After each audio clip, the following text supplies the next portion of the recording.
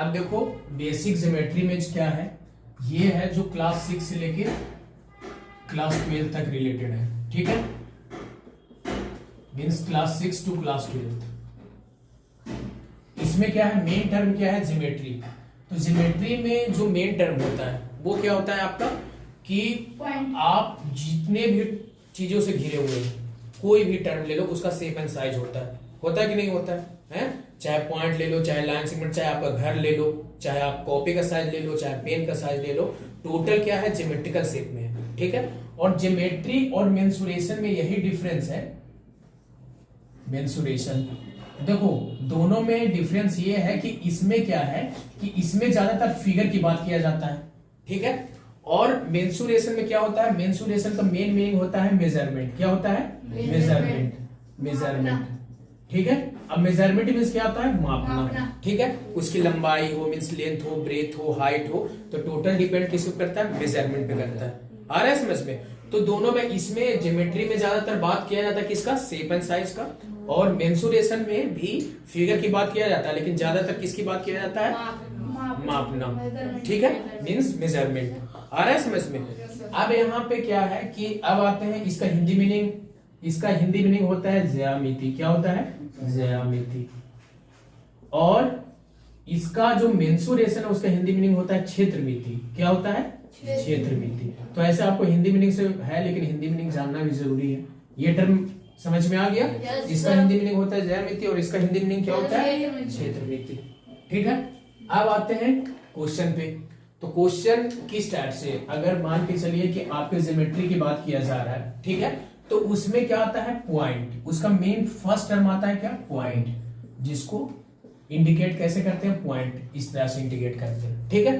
तो पॉइंट क्या होता है, पॉइंट का मेन टर्म क्या होता है, पॉइंट का मेन टर्म क्या होता है, तो देखिए पॉइंट मींस होता है क्या, कि किसी भी लोकेशन को जो इंडिकेट करता है, ठीक है, समझ में आ रहा है, किसी भी लोकेशन को क्या कर रहा है, इंडिकेट, उसको क्या बोलते हैं, पॉइंट। आ रहा है समझ में? मीन्स जो लोकेशन को इंडिकेट करता है उसको हम क्या बोलते हैं, पॉइंट। चीजों को समझो, समझ जाओगे आपको हमेशा काम देगा, ठीक है। रटना नहीं है, मैथ को रटना नहीं है, या मैथ में जो मेन चैप्टर है ज्योमेट्री उसको रटना नहीं है, उसको समझना है। और जब आप मैथ को समझ जाओगे तो आप हर एक क्वेश्चन कर लोगे। आ रहा है समझ में? तो ये क्या हो गया, लोकेशन। जो लोकेशन को इंडिकेट करता है उसको हम क्या बोलते हैं, पॉइंट। नहीं बोलता है कि उस पॉइंट पे वो है, मीन्स उसका लोकेशन वहां पे, ठीक है। अब हम आते हैं इसका फिर सेकंड जो टर्म होता है वो क्या होता है, लाइन सेगमेंट होता है। लाइन सेगमेंट या लाइन भी एक मेन टर्म है। तो लाइन क्या होता है, अगर आप कोई भी लाइन, देखिए लाइन क्या है, लाइन को आप इधर भी बढ़ा सकते हो हैं और इधर भी बढ़ा सकते हो। इसका कोई फिक्सेबल पॉइंट नहीं है फिक्सेबल पॉइंट नहीं है। तो ये क्या है, लाइन को आप इधर भी क्या कर सकते हो, बढ़ा सकते हो और इधर भी बढ़ा सकते हो, ठीक है। अब आते हैं क्या, कोलिनियर। देखिए ये जो है कोलिनियर, ये क्या है, ये इंपॉर्टेंट टर्म है, कोलिनियर पॉइंट। तो कोलिनियर पॉइंट क्या होता है, कोलिनियर पॉइंट क्या होता है, कोलिनियर में जो मेन इंपॉर्टेंट टर्म है, अगर आपके पास एक लाइन है, ठीक है, हाँ वेरी गुड, और उसमें क्या है कि लाइन में, ठीक है, एक लाइन पे अगर मान के चलिए ये भी एंड फिक्स है और ये भी एंड फिक्स है, ठीक है, और इस पे मीन्स 3 या 3 से ज्यादा पॉइंट भी हो सकते हैं, ठीक है। तो एक ही लाइन पे जो पॉइंट बन रहा है उसको हम क्या बोलते हैं, कोलिनियर। आ रहा है समझ में कि नहीं आ रहा है? ये हो गया आपका क्या, कोलिनियर। आ रहा है, समझ रहे हैं चीज को? फिर आते हैं नेक्स्ट, आते हैं क्या, लाइन सेगमेंट। तो लाइन सेगमेंट जो है ये भी इंपॉर्टेंट है। देखिए लाइन सेगमेंट ये इंपॉर्टेंट है। अब यहां से देखिए, यहां से लेके यहां तक, ठीक है, ये मान के चलिए ए मान ले या बी मान ले, आप कुछ भी ले सकते हैं, पी ले सकते हैं, क्यू ले सकते हैं, डिपेंड करता है आप पे, ठीक है। तो यहां पे क्या है, ये ए है और ये क्या है, बी है। आ रहा है समझ में? तो ये है आपका ए और ये है बी। इसको क्या बोलते हैं, तो लाइन सेगमेंट बोलते हैं। अब यहां देखिए ये भी एंड फिक्स है, ये भी और ये भी एंड फिक्स है। आ रहा है समझ में? है? तो जो एक लाइन है, ठीक है, दोनों तरफ से फिक्स है फिक्स। तो ए भी आपका क्या हो गया, लाइन सेगमेंट। उसको इंडिकेट कैसे करते हैं, ऐसे करते हैं, ठीक है। आ रहा है समझ में? कि नहीं आ रहा है? Yes, sir. अब यहाँ पे क्या हो गया, लाइन सेगमेंट आ गया समझ में? Yes, sir. अब आते हैं मेन दूसरा टर्म। सर हाँ बेटा। सर अगर लाइन सेगमेंट की अगर डिफिनेशन लिखनी हो तो कैसे लिखेंगे? हाँ आप देखिए, लाइन सेगमेंट की डिफिनेशन आप लिखेंगे तो आप कैसे लिखेंगे, देखिए आपके बुक्स में भी दिया गया है, बुक्स में दिया गया कि नहीं दिया गया है?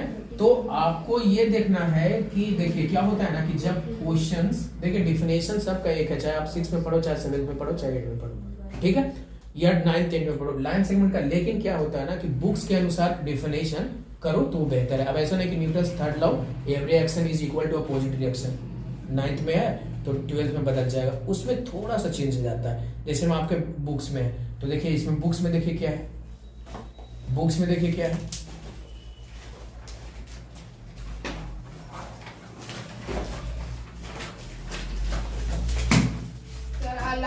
The straight path connecting two point in a plane is called the line segment. देखो क्या है, the straight path connecting two point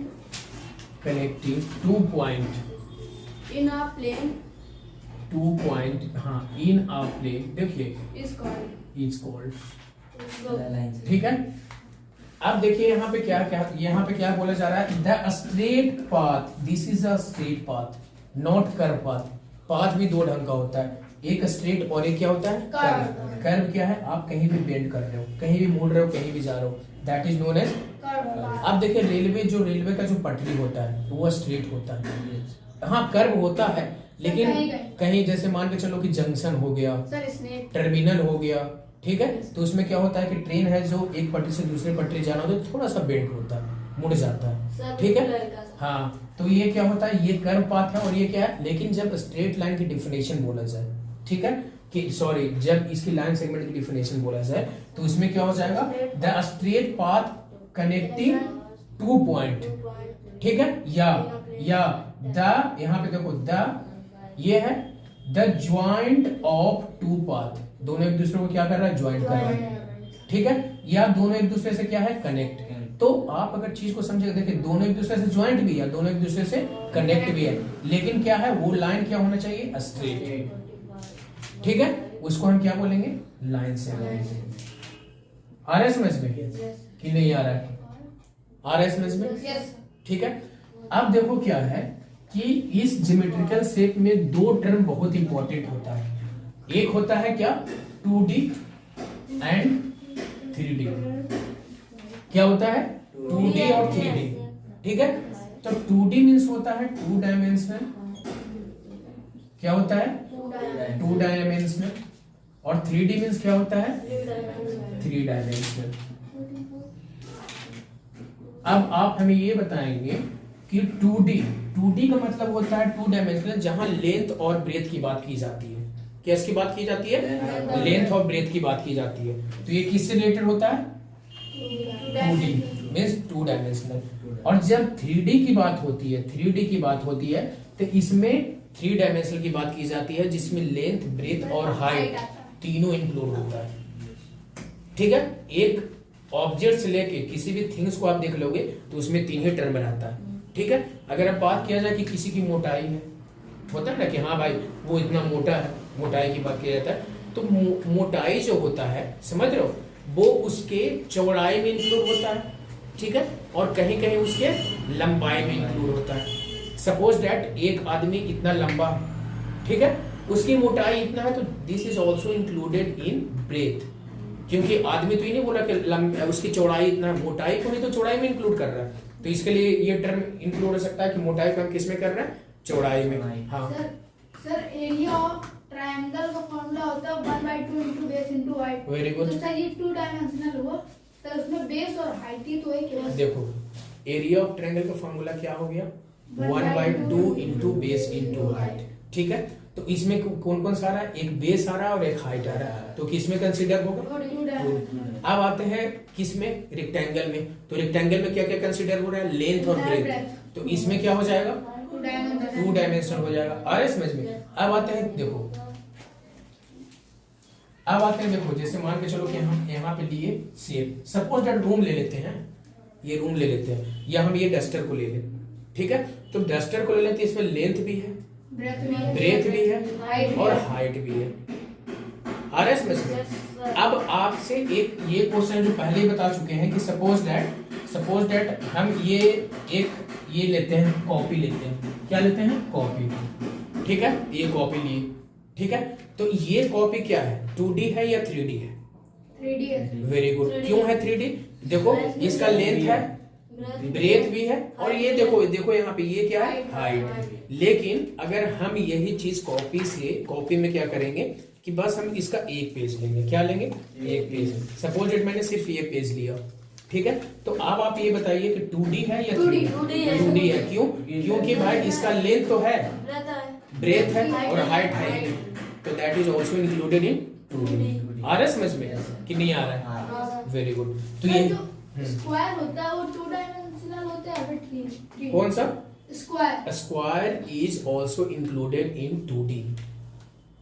ठीक है, समझ में आ रहा है? मीन्स जिसमें 2 टर्म लगा है वो क्या हो जाएगा? 2D।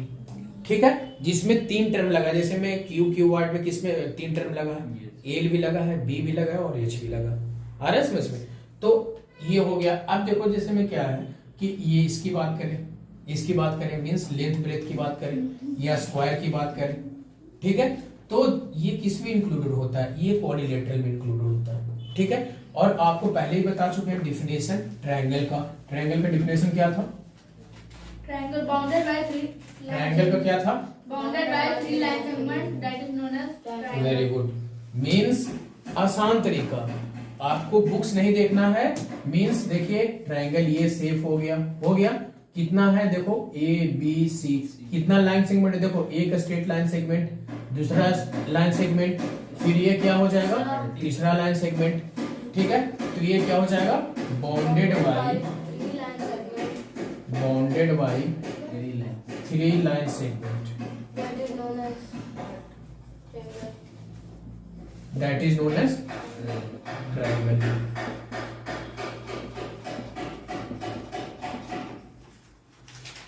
ये आ गया।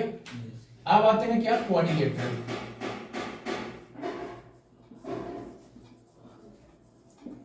क्वाड्रिलेटरल में क्या हो जाएगा? क्वाड्रिलेटरल का ये क्या हो जाएगा? Bounded by 4 line segment, that is known as. Very good. Means आपको कुछ करना ही नहीं है। मींस आपसे ये नहीं पूछ रहा है what is rectangle, what is square या व्हाट इज रोम्बस। आपसे ये पूछ रहा है क्वाड्रिलेटरल क्या है। तो क्वाड्रिलेटरल का हिंदी में नहीं होता चतुर्भुज। ठीक है, चतुर्भुज क्या होता है? Bounded by 4 line segment. अब उसमें टाइप में आ जाते हैं तो रेक्टेंगल, स्क्वायर, बहुत सारे चीज आ जाते हैं। ठीक है, रोम्बस आ जाते हैं, फिर और आ जाते हैं फिर उसके बाद पैरेललोग्राम आ सकता है, ट्रेपेजियम आ सकता है। Very good. ठीक है, आइसोसेलेस ट्रेपेजियम। अब हाँ ये भी इंक्लूड हो सकता है। अब क्या है, ये चीज आ रहा है समझ में? है? अब आपको ट्रायंगल में हम कितने टाइप के ट्रायंगल बताए थे? ट्रायंगल 6। Very good. 6 क्यों? एक 3 अकॉर्डिंग टू एंगल और 3 अकॉर्डिंग टू साइड। ये तुम आप लोग को बताए थे कि नहीं बताए थे? अब देखिए फर्स्ट हम आते हैं, एक एक करके सबको कंप्लीट करना है। फर्स्ट में क्या था? मीन्स अगर आप लिख सकते हैं तो देयर आर देखो मेनली 2 टाइप्स ऑफ ट्रायंगल। अगर ऐसे देखा जाए तो कितने टाइप के होते हैं? 2 types of triangle. First according to angle, second देखो अकॉर्डिंग टू साइड। फर्स्ट में क्या है? According to angle. 3 according to angle और 3 क्या हो जाएगा? 3 अकॉर्डिंग टू साइड। ठीक है, अब यहाँ पे क्वेश्चन आएगा कि how many types of triangle according to angle. तो अकॉर्डिंग टू एंगल कितने टाइप के होते हैं? 3। कौन कौन सा? फर्स्ट अनिकेत बताओ कौन कौन सा होते हैं? Right angle triangle. Ayush second? Acute angle. Second, very good. Acute angle triangle. और third obtuse angle triangle. Very good. Third में आपका हो जाएगा ऑब्ट्यूज एंगल ट्रायंगल। ये चीज आ रहा है समझ में? है? Yes.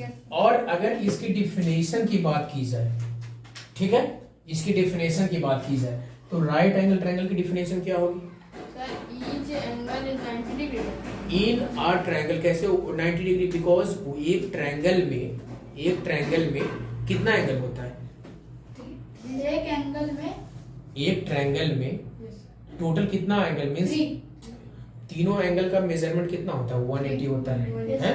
आपका क्वेश्चन मींस मैंने पूछा कि राइट एंगल ट्रायंगल क्या होता है, तो बोला कि ईच एंगल आर 90 डिग्री। अगर ईच एंगल 90 डिग्री हो तो 90 90 90 270 हो जाएगा, तो वो ज्यादा हो जाएगा। तो Sir, one angle is 90 Very degree. That good. is known as triangle. Means इसका होगा इन अ ट्रायंगल, इसका क्या होगा? In a triangle one angle is 90 degree. आ रहा है समझ में? एक एंगल क्या होना चाहिए? 90 डिग्री। वही तो आपको राइट एंगल बनाएगा। फिर आते हैं एक्यूट एंगल।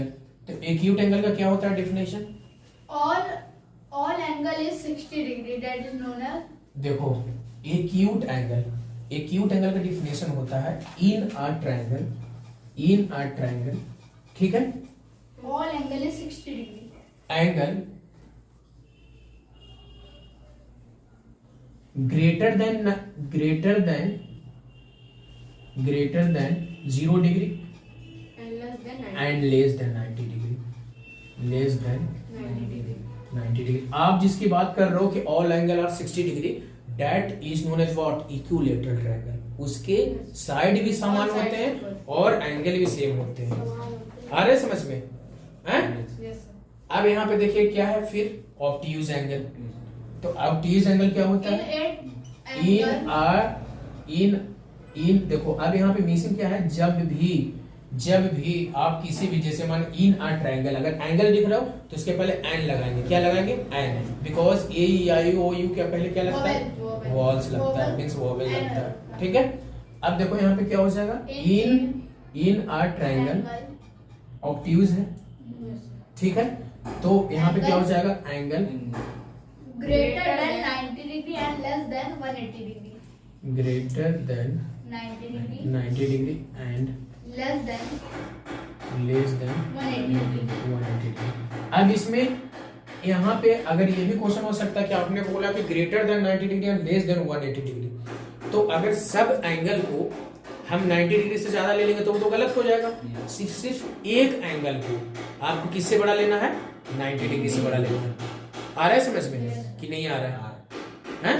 अब आते हैं अकॉर्डिंग टू क्या? Side. According to side. यहाँ पे नेक्स्ट आते हैं according to side.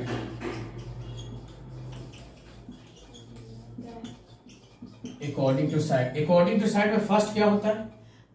Equilateral triangle. First में आप ले लीजिए triangle. Equilateral triangle.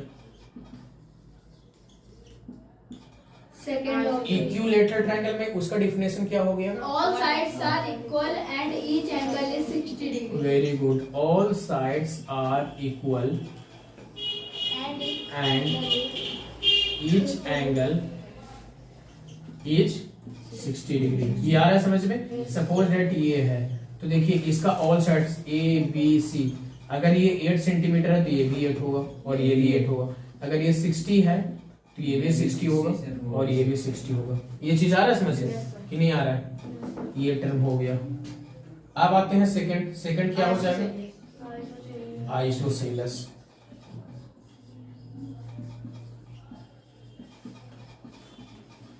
Isosceles triangle क्या होता है? two sides are equal and one side are unequal.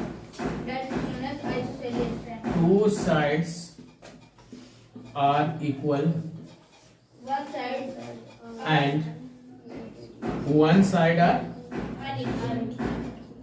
unequal। ये चीज आ रहा है समझ में? Sir, हाँ सर यहाँ पे तो सर one side is होगा क्योंकि सर R तो सर देखो पूरा वेरी गुड। यहाँ पे देखो क्या है कि दो या दो से ज्यादा टर्म को लिखते हैं तो उसके लिए क्या यूज करते हैं? R. तो यहाँ क्या हो जाएगा? Is one angle is unequal. ठीक है। अब आते हैं थर्ड में क्या है? थर्ड में तुम नहीं बताओगे, तुम बताओ थर्ड में स्केलेट हैं? स्केलेट वेरी गुड। स्केलेट ट्रायंगल। डेफिनेशन इसका बताओ। Sir, all sides are unequal. That is known as very good, all sides are unequal. All sides are unequal means triangle का टोटल डेफिनेशन कंप्लीट हो गया। हो गया? Yes, sir. आ गया समझ में? Yes, sir. हैं? Yes, sir. अब इसको आप लोग कल डिफिनेशन के साथ कॉपी में लिख के लाना है, ठीक है। अब ये बताइए कि इसका जो मेन टर्म होता है वो क्या है? ट्रायंगल के बाद क्या आता है? रेक्टेंगल। रेक्टेंगल, ठीक है। तो उसी में इंक्लूड जो क्वाड्रिलेटरल है, क्वाड्रिलेटरल का डिफिनेशन क्या हो गया? Bounded by four line segment that is known as quadrilateral. Bounded by 4 line segment, 4 line segment, ठीक है। ये क्या है? Bounded by 4 line segment. आ रहा है? अब ये जो बॉन्डेड बाय 4 लाइन सेगमेंट है उसमें फर्स्ट में हम लेते हैं किसको? रेक्टेंगल को। क्या लेते हैं? रेक्टेंगल को। ये सब टाइप होते हैं किसके? क्वाड्रिलेटरल के, ठीक है। तो रेक्टेंगल का डेफिनेशन क्या होता है? आइए सब बताएं। Sir, opposite sides are equal and each angle is 90 degrees. Very good. Opposite sides are equal and each angle are 90 degrees. 90 degree. Suppose that अगर फिगर की बात करें, आयुष तुम देख रहे हो, Yes, sir. कल आपसे पूरा डिफिनेशन पूछा जाएगा और एक एक चीज की टोटल चीज इस पे क्वेश्चन भी किया जाएगा। समझ में आ रहा है? तुम इधर उधर बहुत देखते हो, तुमको आ रहा है समझ में? अब यहाँ पे देखो ये ट्रायंगल है, ठीक है। Sir, अब rectangle. रेक्टेंगल है। अब इसका नाम दे दो ABCD, ठीक है। अब देखो यहाँ पे ईच एंगल कितना है? 90 डिग्री। और यहाँ पे ये सपोज डेट आपने ले लिया लेंथ, तो सामने भी क्या हो जाएगा? Length. लेंथ। अगर आपने यहाँ ले लिया ब्रेथ, तो यहाँ भी क्या हो जाएगा? Breadth. आ रहा है समझ में कि नहीं आ रहा है? ठीक है। अब आते हैं इसका फॉर्मूला की बात। अब देखो जो फिगर है वो ज्योमेट्री में यूज होता है, लेकिन अगर इसका फॉर्मूला यूज हो रहा है, जैसे में एरिया ऑफ रेक्टेंगल है, पेरीमीटर ऑफ रेक्टेंगल, ये यूज हो रहा है, तो उस किस में इंक्लूड हो जाएगा? मेंसुरेशन में, ठीक है। किसी भी चीज को आप मेजरमेंट कर रहे हो ना, तो देखो दोनों है एक ही चीज है, दोनों मैथ का ही पार्ट, लेकिन दोनों में डिफरेंस है। ये फिगर से ज्यादा मैटर रखता है, फिगर से ज्यादा इसको कुछ ज्यादा इसका अट्रैक्शन है, और इसको क्या है? ये है जो मेजरमेंट, ठीक है। समझ में आ रहा है? ये फिगर में इंक्लूड रहता है और मेजरमेंट में इंक्लूड होता है। अब आते हैं इसका एरिया ऑफ रेक्टेंगल, तो हर कोई जानते हो क्या होता है, यानी कि बताएगा एरिया ऑफ रेक्टेंगल क्या होता है?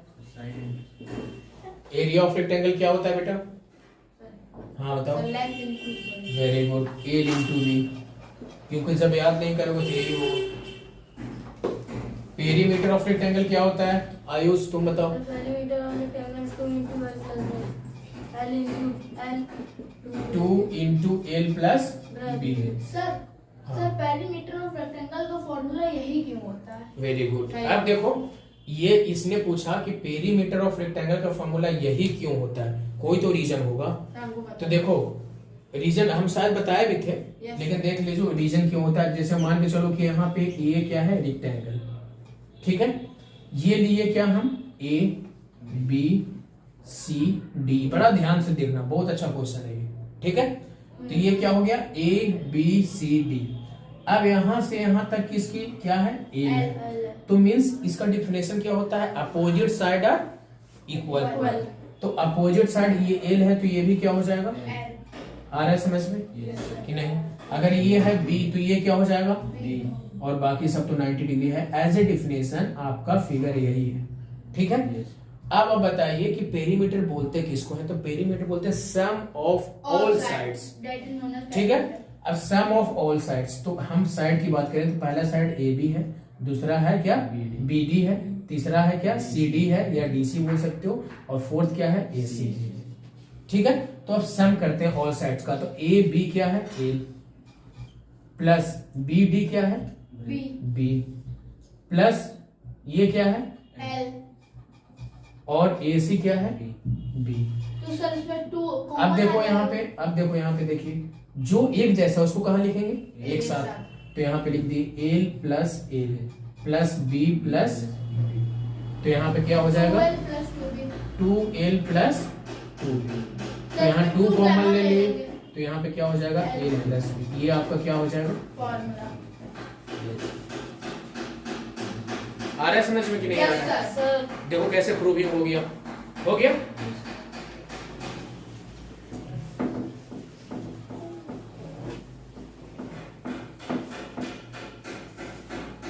अब आते हैं नेक्स्ट स्क्वायर।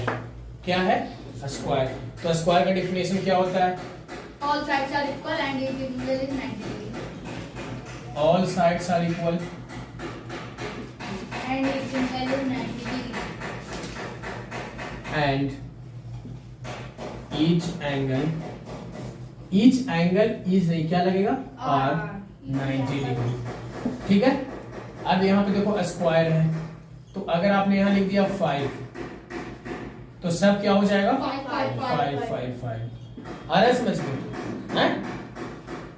अब देखो इसका एरिया क्या होगा, एरिया ऑफ स्क्वायर क्या होगा Side into side. Side into side, means आपको ये लिख सकते हो साइड ऑफ स्क्वायर। आ रहा है समझ में? फिर ये हो गया एरिया ऑफ स्क्वायर। फिर क्या है perimeter of square. 2 into side. Perimeter of square क्या हो जाएगा 2 into side. Perimeter of square 4 into side. Very good 4 into side, because कितने होते हैं साइड 4, तो 4 इंटू साइड। आ रहा है समझ में? इसमें एक चीज और आता है जो इंपॉर्टेंट होता है, ठीक है, उसको हम क्या बोलते हैं diagonal, diagonal of a square. क्या होता है diagonal of a square? Under root 2 into side. Under root 2 into side. अभी से 2 दिन पहले मैंने बताया था, इसलिए मैथ प्रैक्टिस करते रहिए, जितना प्रैक्टिस उतना ही अच्छा होगा। यार समझ में है? ये हो गया कंप्लीट, हो गया कंप्लीट। ठीक है।